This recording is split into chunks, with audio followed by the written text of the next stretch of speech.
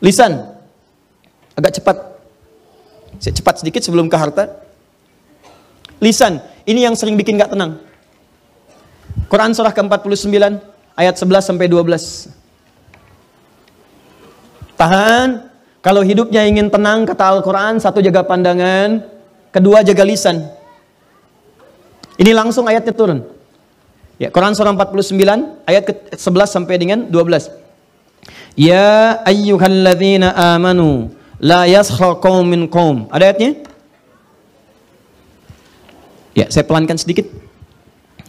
Ya ayyuhalladzina amanu, hei orang-orang yang masih merasa punya iman. Saya sering katakan ya-nya harfun nida. Nida itu huruf panggilan. Panggilannya ke semuanya. Kalau ya itu ada 14 huruf panggilan di ilmu nahu. Tapi yang disebutkan dalam Al-Quran cuma satu, ya. Ya itu memanggil semua kalangan dengan jarak yang semua sempurna. Mau dekat, mau menengah, mau jauh. Disebutkan 360 kali dalam Al-Quran. Kalau setelah ya dipakai ayyuha, setelah itu ada ayyuha. Ayyuha disebutkan 150 kali dalam Al-Quran. Ayyunya berfungsi taukid munada, haknya huruf tanbih peringatan. Jadi kalau ada ya, setelah ya ada ayyuha, cara menerjemahkannya, perhatikan cara menerjemahkannya. Hei, saya peringatkan ya. Saya peringatkan, saya serius kata Allah. Saya panggil semua kalian tanpa kecuali. Baik kalian yang merasa sedang dekat dengan saya, menengah ataupun jauh. Siapa yang dipanggil? Alladzina amanu. Alladzina disebutkan 1080 kali dalam Al-Quran. Dia di ilmu nahu disebut dengan ismun mausulun yadullu alal amiyah. Ya, huruf sambung menunjuk pada objek atau bahkan subjek tanpa kecuali semua. Semua general, komprehensif. Mau besar, kecil, tua, muda, laki-laki, perempuan. Seakan-akan Allah ingin katakan, kalau ada ayat dibuka dengan panggilan ya ayyuhalladzina amanu, maka semua yang punya iman dipanggil tanpa batas. Mau dia orang dewasa, anak kecil, tua, muda, laki-laki, perempuan, tanpa batasan. Dan panggilannya disertakan peringatan. Kalau ada peringatan, hati-hati. Setiap ayat yang disandingkan dengan peringatan, maka ini di antara pemahamannya ada potensi bisa melahirkan dosa kalau diabaikan. Apa informasinya? La yaskhar qaumin qaum. Kata Allah, hati-hati, jangan gunakan lisanmu untuk saling mencela satu dengan yang lainnya. Jangan mencela. Kalau Anda ingin tenang, gunakan nikmat mulut itu untuk berkata yang baik-baik saja. Maka hindarkan yang tidak baik. Fokus, lihat hadis Nabi. Saya lompat sedikit. Man kana yu'minu billahi wal yaumil akhir falyakul khairan aw liyasmut. Cara mensyukuri nikmat lisan itu, kalau ingin ditambah kenikmatannya, di antara kenikmatan di lisan itu akan berpengaruh pada ketenangan dan kenyamanan hidup. Orang yang nggak bisa menjaga lisan, maka hidupnya cenderung tidak tenang dan tidak nyaman. Fokus baik-baik. Kata Nabi, bagaimana caranya? Katakan yang baik-baik. Kalau tak mampu, pilihan keduanya diam. Tidak ada yang ketiga. Cuma dua. Saya ulang, tidak ada pilihan yang ketiga. Cuma dua. Satu, dua. Sudah ini. Pilihannya cuma ini. Kata Nabi, katakan yang baik-baik, kalau tak mampu, diam. Jadi cuma dua, baik dan diam. Ada berapa? Oh, kan? Jadi katakan yang baik, kalau nggak bisa diam. Nggak ada yang ketiga. Dimohon maaf, kalau hidup Anda ingin tentram, dapat kan tentram itu kenikmatan. Kalau ingin nikmat, kata Nabi, baik aja yang baik katakan. Katakan yang baik, katakan yang mulia, katakan cinta, ya katakan yang indah-indah. Kalau nggak mampu, diam aja. Diam. Nah, Ustadz, apa di antara yang tidak baik yang nggak boleh kami lakukan? Sehingga dengan itu berpotensi hidup kita nggak tenang. Kayaknya nggak nikmat. Kaya tapi nggak tenang. Maaf, mewah tapi gelisah. Nggak nikmat. Apa di antara rinciannya? Turunlah ketentuan Allah di Quran surah 49 ayat 11 sampai dengan 12. Kalau Anda masuk coba-coba ke sini, maka Allah akan jamin Anda nggak akan pernah tenang hidupnya. Yuk, satu, kata Allah jangan mencela.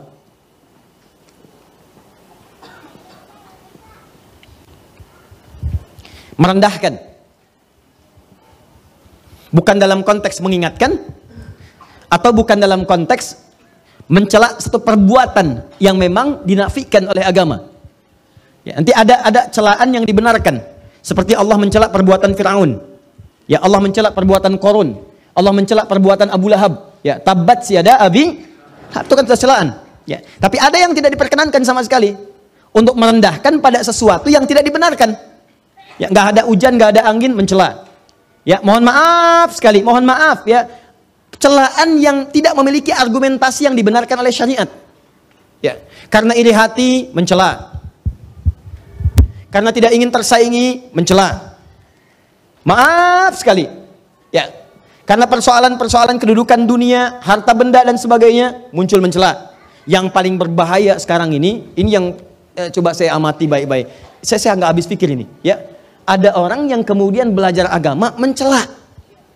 Itu yang agak saya susah pahami. Kalau orang bertikai mencela, barangkali bisa kita damaikan. Tapi ini orang masuk ikut taklim, belajar agama, pulang dari taklim mencela. Saya suka berpikir, ini di taklimnya belajar apa? Kata Quran jangan mencela, Anda belajar Quran, pulang dari ngaji Anda mencela. Apa yang Anda pelajari itu apa? Bahkan yang paling menarik ada larangan di Quran, jangan mencela. Mencela itu menghadirkan ketidaknyamanan. Makanya ketika Anda mencoba mencela orang lain, Anda menyoal orang lain, Anda menghina orang lain, sebetulnya kehidupan Anda sedang tidak tentram. Silakan kalau nggak percaya. Dan sekarang celaan itu bukan cuma di lisan, sudah masuk tangan. Tuh, dah tulis di media sosial. Dan sudah menjadi bagian dari kenikmatan bagi sementara orang. Kamu tidak seperti apa yang aku duga. Terus nulis itu santai banget sambil masak di dapur. Yang paling nggak tenang ditungguin komennya itu. Belum. Udah 3 jam belum. Yang paling nggak enak sampai mau tidur, itu baru mau tidur pun ngecek lagi. Udah berapa komen hari ini? Yang paling bahaya bangun dari tidur pun lupa baca doa, yang dilihat handphone. Ya, bahkan ada satu surat menyebutkan langsung, orang-orang seperti ini siang dan malam tidak akan tenang. Siang dan malam tidak akan tenang. Ya, pasangannya apa? Gibah. Dan celakanya sekarang diperhalus. Ya, ada gosip, ada ngerumpi, ada macam-macam dan sebagainya. Silahkan cek. Orang ini langsung dijamin oleh Allah Subhanahu wa taala. Mohon maaf sekali, orang semacam ini bukan cuma tidak akan tenang di dunia, di akhirat pun akan dibuat gelisah. Karena disediakan khusus makanan khusus di akhirat, langsung disebutkan di ayatnya. Ayuhibbu ahadukum ayyakula lahma akhihi maitan fakarihtumu. Orang yang terbiasa gibah saat di dunia dan dia tidak bertobat, maka di akhiratnya langsung dihidangkan makanan yang terbuat dari bangkai orang yang digibahkan itu. Nih, saya kasih gambaran ya, maaf ya. Kalau ada orang gibah bisa membicarakan seseorang dengan niat untuk merendahkannya. Begitu dibicarakan itu baru disebutkan namanya dengan niat tadi itu sudah memindahkan pahala. Di hadis Muslim, pindah pahala. Ya. Misal Anda bicarakan, jangan Anda lah, orang lain ya. Bisa bicarakan yang lain, begitu dibicarakan disebut namanya. Itu Adi Hidayat tuh. Ya. Baru Adi Hidayat tuh. Ustadz bid'ahnya belum disebut. Ya.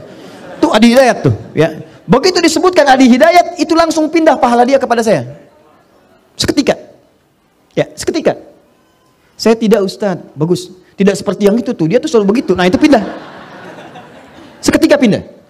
Nah, kalau dia tidak bertobat, diteruskan Adi Hidayat tuh begini, sebutkan semuanya. Itu secara otomatis langsung akan dibentuk dari mulai wajahnya, ke tangannya, sampai dengan ke kakinya.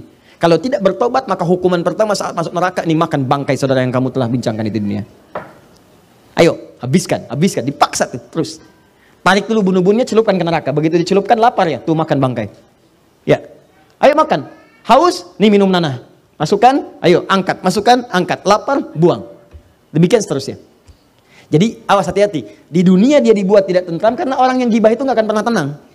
Nggak akan pernah tenang. Dan di akhirat dia akan dibuat oleh Allah semakin merasa tidak gelisah dan tidak akan pernah tentram untuk selamanya. Di antara manusia yang paling luar biasa mengamalkan ini, menjaga lisannya, dan sampai kemudian mohon maaf teman-teman, mohon maaf sekali. Sampai beliau ini Masya Allah, sampai tidak menemukan sebuah hal yang kotor dalam jiwanya.